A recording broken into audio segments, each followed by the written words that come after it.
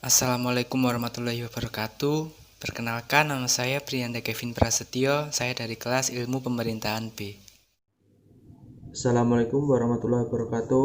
Perkenalkan, saya Alfredus Satya Kurniawan dari kelas Ilmu Pemerintahan B. Assalamualaikum warahmatullahi wabarakatuh. Perkenalkan, nama saya Cindera Alfiati. Saya dari kelas Ilmu Pemerintahan B.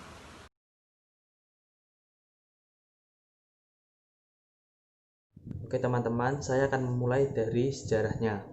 Nah, otonomi daerah dan desentralisasi fiskal mulai hangat dibicarakan sejak bergulirnya era reformasi pasca runtuhnya pemerintahan Orde Baru.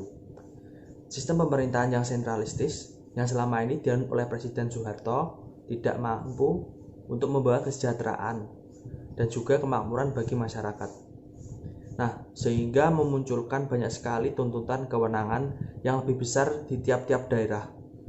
Di tiap daerah tersebut melakukan tuntutan mengenai adanya pembangunan. Tuntutan-tuntutan ini akhirnya melahirkan sebuah undang-undang tentang otonomi daerah, yaitu Undang-Undang Nomor 22 Tahun 1999 tentang Pemerintahan Daerah dan juga Undang-Undang Nomor 25 Tahun 1999 tentang Perimbangan Keuangan Pemerintahan Pusat dan Daerah. Dan juga sekaligus menjadi awal era baru dari desentralisasi fiskal di Indonesia. Undang-undang ini memberikan kewenangan kepada daerah untuk menjalankan otonomi seluas-luasnya dalam mengatur dan mengurus sendiri urusan pemerintahan di daerah.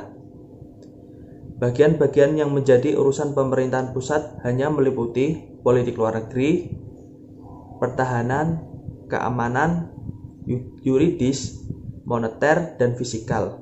Dan yang terakhir adalah agama. Lalu, pelaksanaan proses desentralisasi fiskal di Indonesia ditandai dengan proses pengalihan sumber keuangan di tiap daerah dengan jumlah yang sangat signifikan. Pada awal desentralisasi fiskal, transfer ke daerah berupa dana perimbangan yang hanya sebesar 81,1 triliun rupiah dan meningkat sebesar 16,8% di tahun 2002 menjadi 94,7 triliun rupiah. Di tahun 2006, dana perimbangan mencapai 222,2 triliun rupiah atau meningkat sebesar 55,2% dari tahun sebelumnya. Sampai tahun 2008, besarnya dana perimbangan telah mencapai 278,7 triliun. Data tersebut menurut BPS di tahun 2009. Pada akhirnya, desentralisasi dan juga penerimbangan keuangan antara pemerintah pusat dan pemerintah daerah akan meningkatkan penerimaan pemerintahan daerah dan keputusan pengeluaran dari sumber keuangan yang benar akan mampu meningkatkan pertumbuhan ekonomi di daerah tersebut. Dengan kata lain, pemerintah daerah memiliki kemampuan keuangan yang cukup besar dalam mengelola keuangannya. Lalu yang menjadi pertanyaan, bagaimana efektivitas pemerintah daerah dalam memobilisasi sumber-sumber pendapatan yang ada di daerah dan juga sektor-sektor atau pos-pos yang penting yang bisa untuk membangun daerah tersebut. Lalu apakah sudah mencapai sasaran atau belum? Mari kita simak jawaban dari teman-teman berikut ini. Di sini saya akan menjelaskan tentang dasar hukum peraturan perundang-undangan yang mengatur desentralisasi fiskal dan otonomi daerah di Indonesia, yang mana peraturan perundang-undangan tersebut meliputi 1. Undang-Undang Dasar Negara Republik Indonesia tahun 1945 pasal 18, 18A dan 18B. Yang kedua, Undang-Undang Nomor 5 tahun 1975 tentang pokok-pokok pemerintahan di daerah. Yang ketiga, Undang-Undang Nomor 22 tahun 1999 tentang otonomi daerah. Yang kelima, Undang-Undang Nomor 25 tahun 1999 tentang perimbangan keuangan antara pemerintah pusat dan daerah. Yang keenam, Undang-Undang Nomor 17 Tahun 2003 tentang Keuangan Negara. Yang ketujuh, Undang-Undang Nomor 1 Tahun 2004 tentang Perbendaharaan Negara. Yang kedelapan, Undang-Undang Nomor 15 Tahun 2004 tentang Pemeriksaan Pengelolaan dan Tanggung Jawab Keuangan Negara.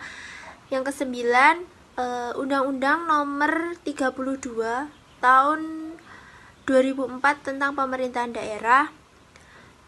Yang nomor 10, Undang-Undang Nomor 33 Tahun 2004 tentang Perimbangan Keuangan antara pemerintah pusat dan daerah, dan Undang-Undang Nomor 23 Tahun 2014 tentang Pemerintahan Daerah.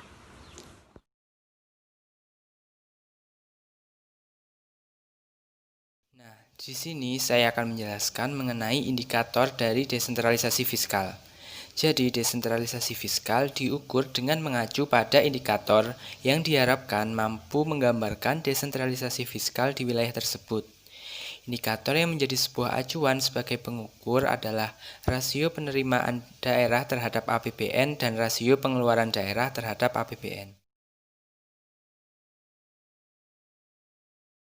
Selanjutnya, kita akan masuk kepada pertumbuhan ekonomi.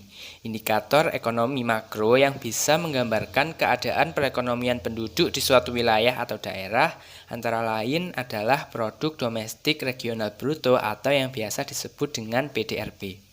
Ukuran yang dapat dihasilkan dari perhitungan PDRB antara lain adalah struktur ekonomi dan pertumbuhan ekonomi daerah. Gambaran pertumbuhan ekonomi daerah provinsi di Indonesia selama periode dari tahun 2008 hingga tahun 2012 bisa kita lihat pada gambar berikut.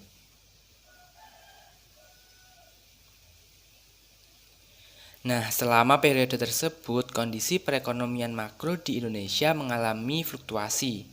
Secara umum, laju pertumbuhan ekonomi di daerah selalu mengalami pertumbuhan positif, tetapi masih sangat variatif dan cenderung berfluktuasi.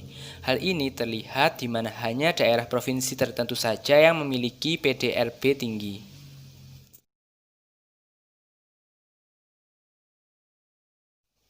Selanjutnya mengenai realisasi pengeluaran daerah terhadap pusat. Kebijakan fiskal pemerintah daerah dapat tercermin dari besaran alokasi belanja untuk tiap fungsi dan jenis belanja. Belanja sendiri ialah semua pengeluaran pemerintah daerah pada suatu periode anggaran. Dalam kurun waktu dari tahun 2008 hingga tahun 2012, kondisi fiskal di Indonesia meningkat cukup besar. Hal ini akan memperkuat pendanaan pembangunan untuk penyediaan infrastruktur dan layanan publik. Gambaran rasio realisasi antara total pengeluaran daerah provinsi dengan pemerintah pusat bisa kita lihat dari gambar berikut. Seiring dengan meningkatnya kapasitas fiskal pemerintah, alokasi dana transfer dari pemerintah pusat ke daerah juga meningkat tajam. Kondisi ini meningkatkan kemampuan fiskal daerah dalam mencapai tujuan pembangunan baik di bidang ekonomi maupun di bidang sosial. Pada saat ini belum ada peraturan perundang-undangan yang secara lex spesialis mengatur mengenai desentralisasi fiskal dan otonomi daerah.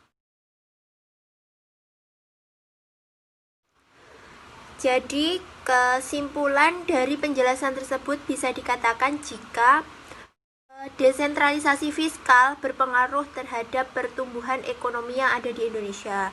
Hal ini bisa dilihat dari meningkatnya pertumbuhan ekonomi yang ada di beberapa provinsi di Indonesia, serta meningkatnya kapasitas fiskal pemerintah sehingga alokasi dana transfer dari pemerintah pusat ke daerah meningkat tajam.